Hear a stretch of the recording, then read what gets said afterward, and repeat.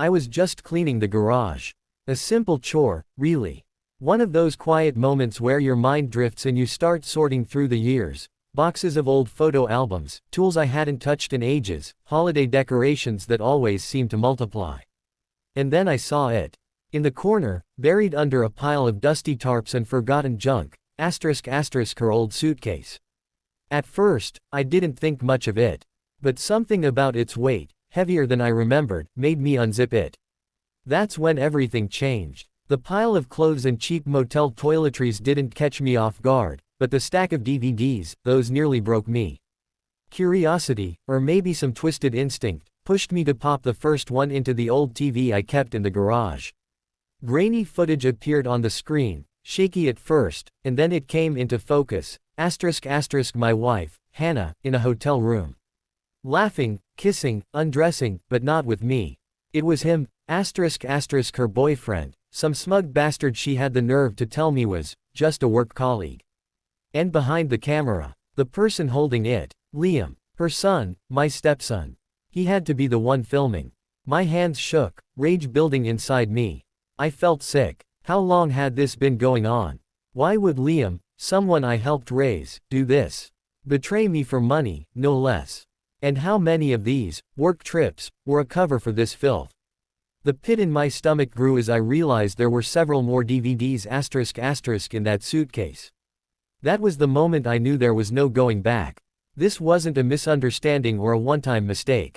It was betrayal, plain and simple. And it started long before I even suspected a thing. I met Hannah when I was 35, fresh out of a bad breakup, and determined to avoid love for a while. But she was different. At least, I thought she was. She was 32 at the time, vibrant, full of life, and effortlessly charming.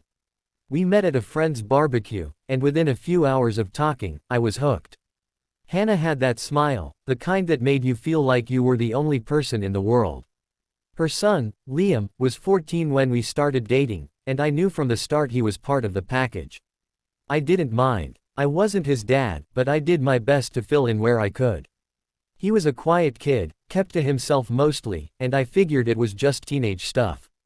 He didn't warm up to me immediately, but with time, I thought we developed some sort of understanding. We weren't buddies, but there was respect. Or so I thought. Hannah and I got married 2 years later. She had a stable job in marketing, and those work trips started a few months after the wedding. I didn't think much of them at first. We all have responsibilities, right? Sometimes her trips were a day or two, sometimes a week. But she always came back, smiling, saying how much she missed me. If there were signs back then, I missed every single one of them. Looking back now, it all seems so obvious. The phone calls she took in another room, the way she'd get defensive if I asked about her coworkers, the small shifts in her behavior that I chalked up to stress. I thought she was just working hard, trying to provide for Liam and me.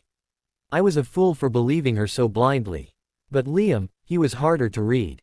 At 17, he started showing a sudden interest in film. He got a fancy new camera, which he claimed was from saving up his part-time job money. Hannah encouraged it, saying it was good for him to have a hobby. I thought it was a phase, like most teenage obsessions. Then there were the times he would disappear at odd hours, sometimes for days. "I'm staying with friends," he'd say. Hannah backed him up, told me not to worry. I trusted them. Why wouldn't I? Liam was my stepson. Hannah was my wife. What possible reason would I have to doubt them? And then, about 2 years ago, something strange happened. Liam came home one day with a brand new car. It wasn't flashy, but it was way out of his budget. When I asked about it, he shrugged and said he'd been doing freelance filming jobs, that he'd gotten good money from a client. I pressed him on it, but Hannah shut me down. "Let him have his space," she said, brushing it off like it was nothing. But it wasn't nothing. It was the first real crack in the foundation of our life together. Little did I know that the client was his own mother, and that he was getting paid to film her with another man. Those trips became more frequent. I should have noticed, should have pieced it together. But when you're in love, you see what you want to see. You ignore the whispers in the back of your mind, the nagging feeling that something isn't right. I told myself they were just busy, that the distance was temporary. I even can. Sorry for the interruption, but I wanted to let you know how your support can make a huge difference. By subscribing to this channel, you're not only helping me financially but also enabling me to create even better stories and content for you. Your support directly impacts the quality and quantity of the stories I can bring to life, and I truly appreciate each and every one of you. Thank you for being part of this journey.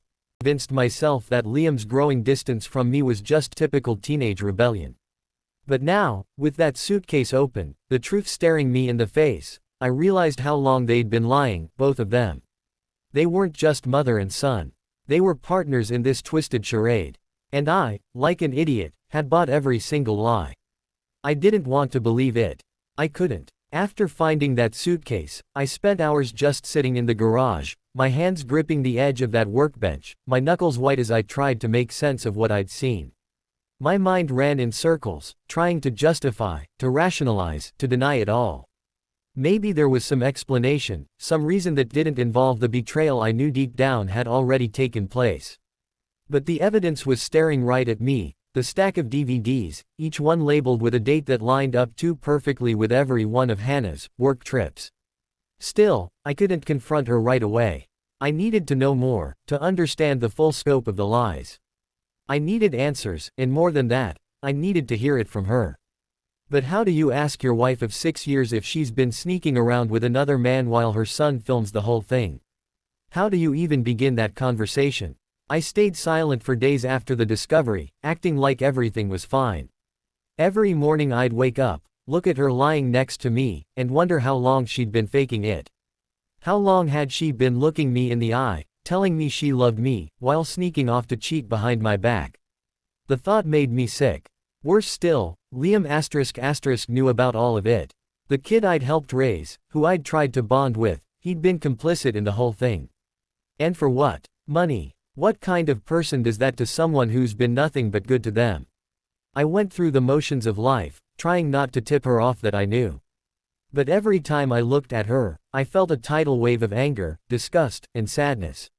And Liam, he had become a ghost in the house, barely speaking to me. Maybe he knew I was getting closer to the truth, or maybe he just didn't care.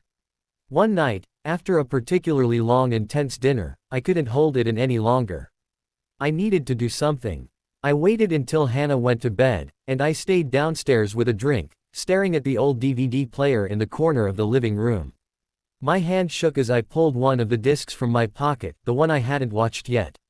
I don't know why I was torturing myself, but I needed to know. I popped the disc in, leaned back on the couch, and braced myself. This time, the footage was clearer. The camera work was more stable. Liam's gotten better at his craft, I thought bitterly. The scene unfolded in a familiar hotel room, one I'd seen in Hannah's Instagram posts when she talked about how much she hated being away for work. Except, in these videos, she didn't look like she hated it. She was laughing, drinking wine, and slipping out of her blouse while he, the man she was cheating with, moved in closer. The laughter felt like knives in my gut. This was the woman I had married. The woman I had trusted. And there, in the reflection of the hotel mirror, I saw Liam, standing behind the camera, steady as a rock, filming everything like a goddamn professional. He even had the audacity to zoom in, capturing every intimate moment between his mother and her lover. I wanted to throw up. I paused the video, my mind racing. How long had this been going on? How many work trips had really been vacations with her affair partner? I couldn't believe how blind I'd been. I started mentally retracing every moment over the last few years, trying to pinpoint when things had started to go wrong. I thought back to that weekend, 2 years ago, when she'd first mentioned him, *** Ryan. That was his name, some guy from her department. She had casually mentioned his name in passing, saying they were working on a new project together. At the time, I didn't think anything of it. She worked with plenty of people. Why would I suspect anything? But as the months went on, she started bringing him up more often. Little comments here and there, how funny he was, how hard he worked, how much she respected his opinion. I hadn't paid attention to the pattern, but now it was painfully clear. She'd been priming me for this, normalizing his presence in her life so I wouldn't question it. The first time she'd gone on a work trip with him, I'd barely noticed. She left on a Friday morning and came back Sunday evening, smiling, tired, but full of stories about the conference. I'd even joked with her about it. Was it all boring meetings, or did you get to enjoy some of the city? She'd laughed, kissed me on the cheek, and said something vague about how exhausting it had been. I swallowed the lie without hesitation. But looking back now, I remembered a detail that had slipped my mind at the time. Liam had disappeared that same weekend. He hadn't told me where he was going, just mumbled something about hanging out with friends. I hadn't questioned it. Why would I? He was a teenager. He didn't owe me his every move. But now, I saw it clearly. That was the first time they'd gone together. That was the first time he'd played cameraman for his mother and her lover. After that, the pattern became obvious. Every trip she took, Liam found a convenient excuse to leave the house. Every time she returned, he acted a little more distant, a little more indifferent toward me. The guilt must have been eating away at him, but not enough to stop him. Not enough to tell me the truth. Then there was the weekend in Miami. It had been her birthday, and I had offered to take her out of town, just the two of us, for a romantic getaway. She declined, said she had a work obligation she couldn't miss, but promised we'd celebrate when she got back. I didn't think twice about it, trusted her implicitly. And when she came home, she was more affectionate than usual, almost overcompensating. She had showered me with kisses, told me how much she loved me, and we spent the night together like nothing was wrong. But now I knew. That weekend, she hadn't been working. She had been with Ryan, and Liam had been there too, filming the entire thing like some kind of sick director. I could picture him, camera in hand, silently capturing every kiss, every touch, while I sat at home like an idiot, planning a surprise birthday party for her return. The anger boiled inside me, but I stayed silent. I needed more proof, more clarity before I confronted her. I watched more of the DVDs, forcing myself through the gut-wrenching footage, every scene like a punch to the stomach. Each one confirmed what I already knew. This had been going on for years, right under my nose. It was only a matter of time before I exploded. Then, about 6 months ago, I noticed a shift. Hannah started getting careless. She would come home later than usual, and the excuses became thinner. One night, after one of her supposed work trips, she left her phone on the kitchen counter. I wouldn't have gone through it normally, but something inside me snapped. I picked it up, opened her messages, and there it was, a conversation with Ryan. They were laughing about their latest trip, planning the next one, and at the bottom, a message from Liam. Got the footage. Should I send it over to Mom's email? My heart sank. It was all there, plain as day. I wanted to scream, to throw the phone across the room, to demand answers right then and there. But I didn't. Instead, I took a breath, put the phone down, and decided to play the long game. I was going to make them think they'd won, that I hadn't figured it out. But deep down, I was planning how I'd burn it all to the ground. It was time. After months of silence, of pretending that everything was fine, I couldn't take it anymore. I'd gathered all the evidence I needed, years of betrayal, lies, and deceit, all neatly packaged in a collection of DVDs, text messages, and dates that lined up too perfectly to deny. Every single time she'd gone on those so-called work trips, I knew exactly what she was doing. I knew Liam had been a willing accomplice, his hands on the camera while his mother threw away our marriage, our family, for her affair with Ryan. The final straw came last night. She came home late, again, her hair a mess and the faint scent of his cologne still clinging to her clothes. She didn't even bother to shower before crawling into bed next to me. I lay there, stiff, my fists clenched beneath the blanket, imagining every second of her time with him. The laughter, the touches, the way she'd probably never thought once about what this was doing to me. That was it. I was done playing nice. Today, as she sat at the kitchen table, sipping her coffee and scrolling through her phone like it was any other morning, I decided this was the moment. I couldn't take another second of the facade. My hands trembled, my heart raced, but I knew what I had to do. I walked into the garage and grabbed the suitcase. When I came back inside, she barely looked up. "Hannah," I said, my voice barely above a whisper. She didn't even look at me. "Hannah." I slammed the suitcase onto the table, the sound reverberating through the kitchen.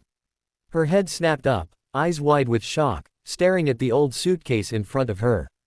For a moment, she said nothing, just blinked, her face draining of color. The suitcase had her name written all over it, metaphorically and literally. She knew what this was. "Where did you find that?" she asked, her voice a little too high-pitched, a little too shaky. "Where do you think?" I replied, crossing my arms, watching her squirm. "You didn't think I'd notice. All those years, the lies, the work trips. How long did you think you'd keep me in the dark?"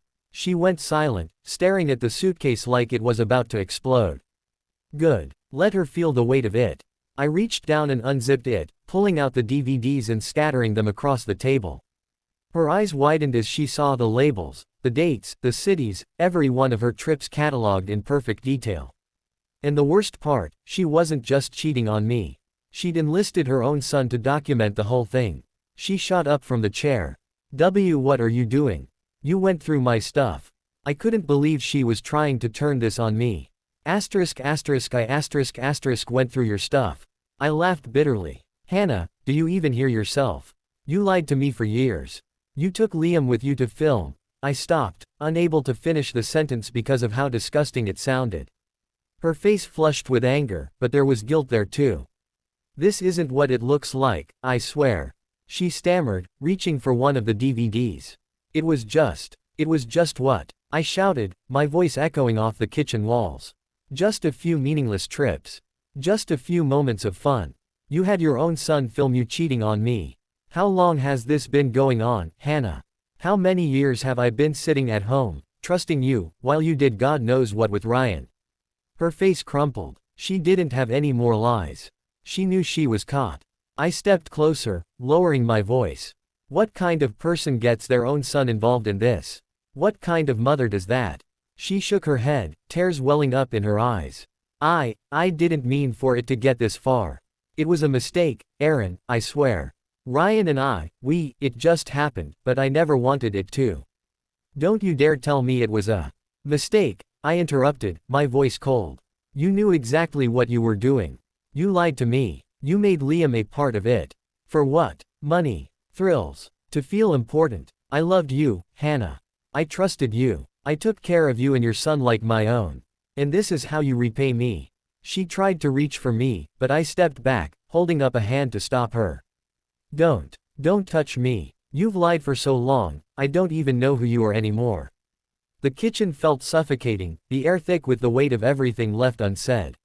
I didn't even notice when Liam walked into the room, standing awkwardly in the doorway, clearly having overheard everything. His face was blank, but I could see a flicker of guilt in his eyes. He knew he'd been caught too. I turned to him, my voice steady but low. "And you," I pointed at him. "I tried with you, Liam. I really did. I took you in, I raised you, I tried to be a father to you. And this is what you do. You film your mother's affair. You take money from her to cover it up." He didn't say anything, just looked at the ground. "Did you even think about me?" I asked, my voice breaking a little. "Did either of you think about what this would do to me? Or was I just the idiot sitting at home while you two had your fun?" Liam's jaw clenched, but he didn't look up. I could tell he wanted to say something, but he didn't have the courage. "I'll tell you what's going to happen now," I said, my voice firm again. "You're both going to pack your things and get the hell out of my house. I don't care where you go. I don't care what you do. But you're not staying here, not another second. I'm done." Hannah gasped. "Aaron, please." "No," I cut her off. "You don't get to beg. You don't get to explain. You've had years to do that, and you didn't. Now, it's too late."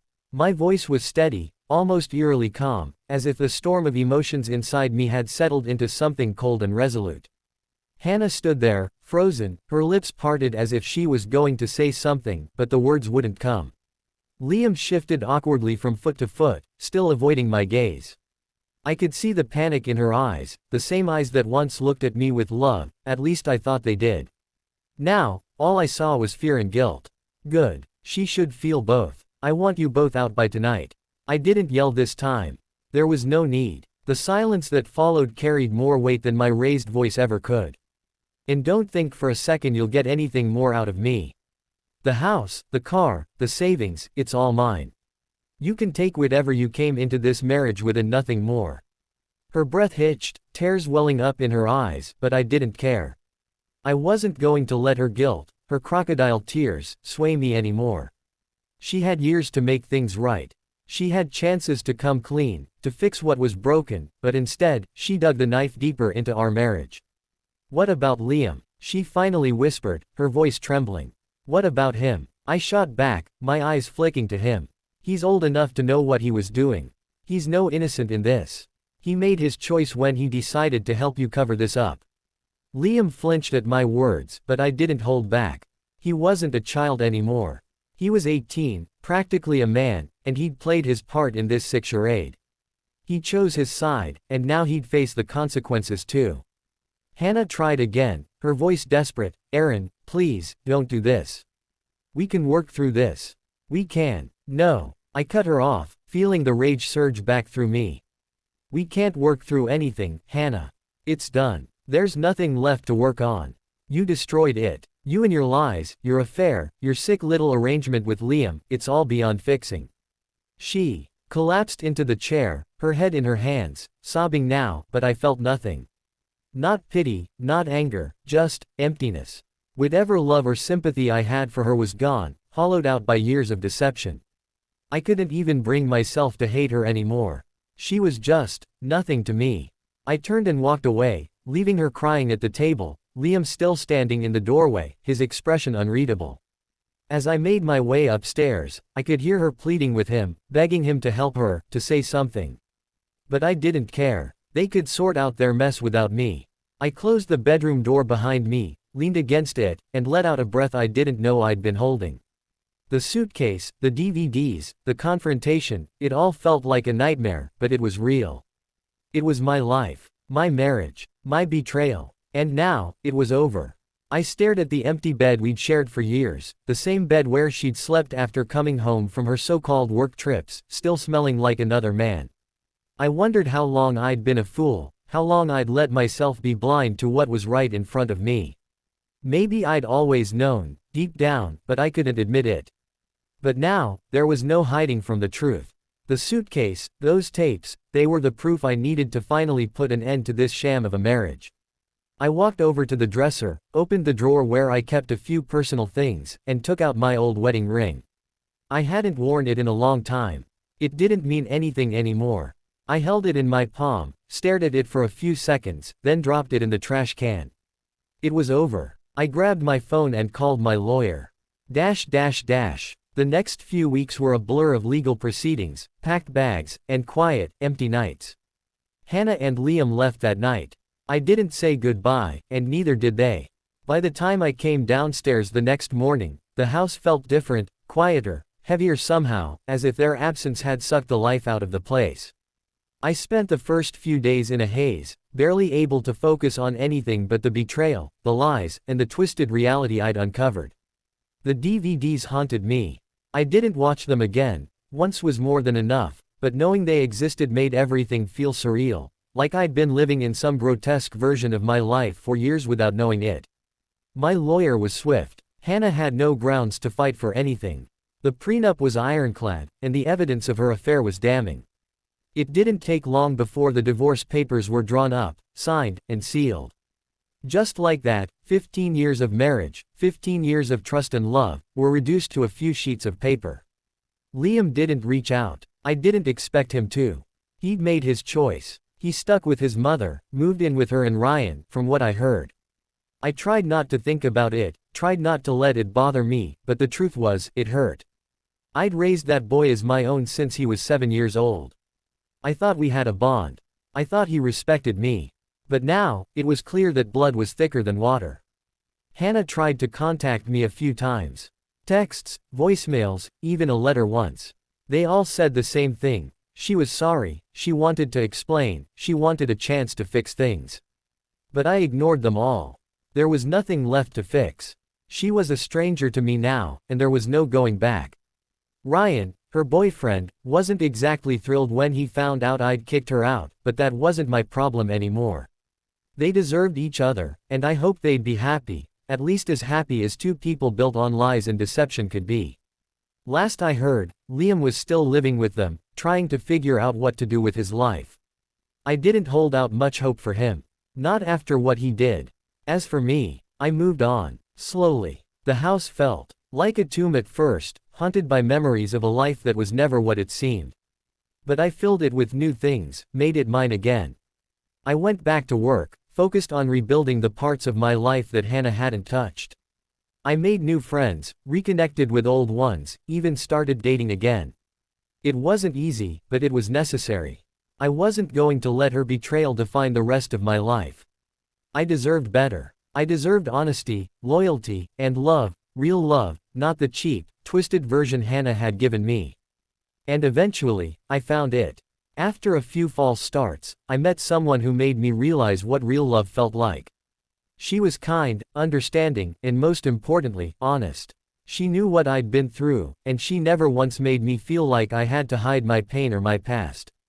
We moved in together last year, and for the first time in a long time, I feel like I'm home. As for Hannah and Liam, I haven't spoken to them in years. I heard from a mutual friend that Ryan and Hannah broke up not long after I kicked her out. Apparently, he wasn't as committed as she thought.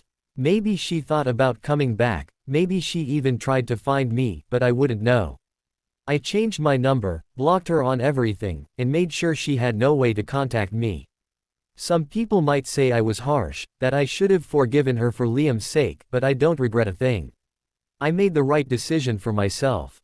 I chose to walk away from the lies, from the pain, and from the people who betrayed me. In the end, I did what I had to do to survive. And for the first time in years, I feel like I'm really living. Sorry for the interruption, but I wanted to let you know how your support can make a huge difference. By subscribing to this channel, you're not only helping me financially but also enabling me to create even better stories and content for you. Your support directly impacts the quality and quantity of the stories I can bring to life, and I truly appreciate each and every one of you. Thank you for being part of this journey.